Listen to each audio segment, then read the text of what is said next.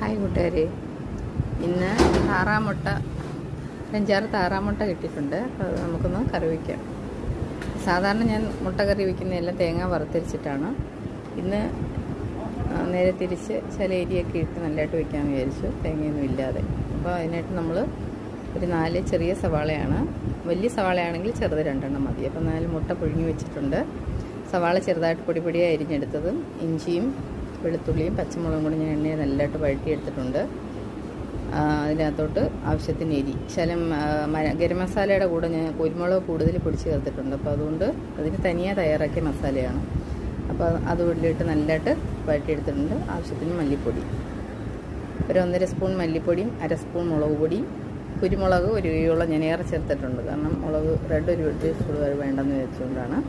അപ്പോൾ വഴൻ്റെ എണ്ണ തെളിഞ്ഞ് വരുമ്പോൾ നമ്മൾ ചൂടാക്കി വെച്ചിരുന്ന വെള്ളമാണ് ഞാൻ അതിനകത്തോട്ട് ആഡ് ചെയ്ത് നല്ലതായിട്ട് അത് എണ്ണ തെളിയുന്നവരെ ഇളക്കിയിട്ട് കുറച്ച് വെള്ളം കൂടെ ചേർത്ത് നമ്മൾ പുഴുങ്ങി വെച്ചിരിക്കുന്ന മുട്ട, ഈ താറാമുട്ട എന്ന് പറയുമ്പോൾ ഒന്ന് ലൈറ്റായി ഒന്ന് കഷ്ണിച്ചിടുന്നത് നല്ലതായിരിക്കും.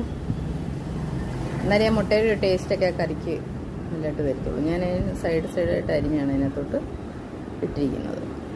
കണ്ടോ, ഇപ്പം നല്ലതായിട്ട് നമ്മൾ നല്ല തിക്കായിട്ട് വേണ്ടവർക്ക് അങ്ങനെ, നമുക്ക് തിക്കായിട്ട് വേണം. നമുക്ക് പൂരിയൊക്കെ ഇതിൻ്റെ കൂടെയാണ് ഇന്ന് കഴിക്കേണ്ടത്, ഓഫീസിൽ കൊണ്ടുപോകേണ്ടതല്ല. കണ്ടോ, നല്ലതായിട്ട് വഴണ്ടി വന്നിട്ടുണ്ട്, എണ്ണ തെളിഞ്ഞ് വന്നിട്ടുണ്ടെന്ന് കണ്ടോ. ഇനി അതിനകത്തോട്ട് നമ്മൾ ഈ മുട്ടകൾ ആഡ് ചെയ്താൽ മതി. ഒരു മുട്ട അങ്ങ് പൊട്ടിപ്പോയത് കൊണ്ട് അത് ആവശ്യക്കാർ അകത്താക്കി. അപ്പോൾ ഇത് 3 ബാലൻസ് ഇട്ട് ഞാൻ കറി തയ്യാറാക്കിയതാണ്. എൻ്റെ വീഡിയോ കാണുന്നവരെല്ലാം ലൈക്ക് ചെയ്യുകയും സപ്പോർട്ട് ചെയ്യുകയും ചെയ്യണേ കൂട്ടുകാരെ. നല്ലതായിട്ട് ഇളങ്ങി വരുമ്പോൾ ഉപ്പൊക്കെ കറക്റ്റ് ആണോ എന്ന് നോക്കണം. ഇതിൽ ഉപ്പ് മുട്ടയിലൊക്കെ പിടിച്ച് കഴിയുമ്പോൾ ഉപ്പ് കുറയാൻ സാധ്യതയുണ്ട്. ശകലം ഉപ്പൊക്കെ നോക്കി ചേർക്കണം. ഇഞ്ചിയൊക്കെ ഇച്ചിരി കൂടുതൽ ചേർത്താൽ കറി കുറച്ചുകൂടെ നല്ല സൂപ്പർ കറി നമ്മുടെ റെഡി ആയിട്ടുണ്ട്. ഇനി നമ്മൾ ലഞ്ചിൻ്റെ കൂടെയും കൂടെ ചോറ് വിളമ്പി കാണിക്കാം. പവിഴൻ റൈസാണ് ഇപ്രാവശ്യം. പവിഴൻ റൈസ് തട്ടത്തിലോട്ടിടാം, കറിയും കൂടെ വിളമ്പാം. ഇത്രേ ഉള്ളൂ.